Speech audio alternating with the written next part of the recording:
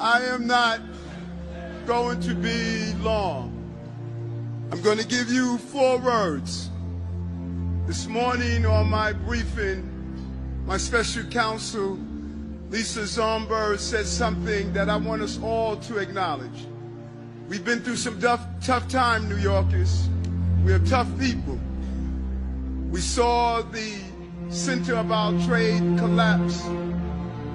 We saw some of the horrific actions that played out on the stage of our city and our country. But she said something that hits me to my soul.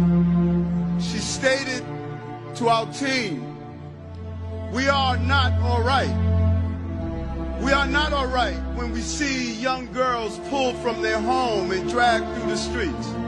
We are not all right when we see grandmothers being pulled away from their homes and children shot in front of their families.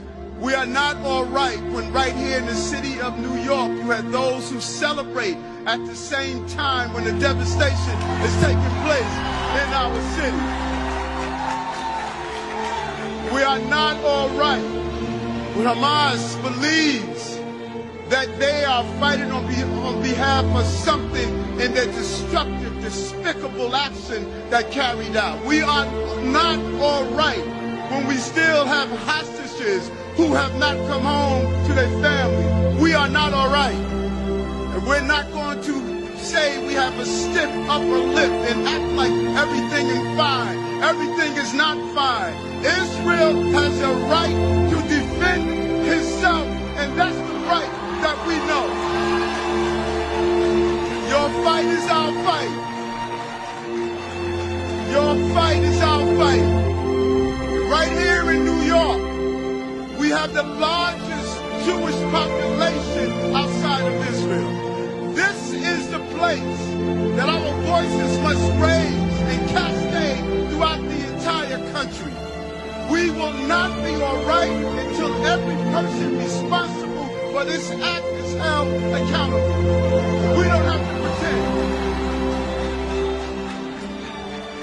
And I want to thank my religious leaders throughout this city of all religious groups who reached out to us and clearly stated that they denounced the hatred and the anti-Semitism that was displayed on one of the holiest days of the year. This was intentional. This was bitter. This was nasty. This was something that shows Hamas must be disbanded and destroyed immediately.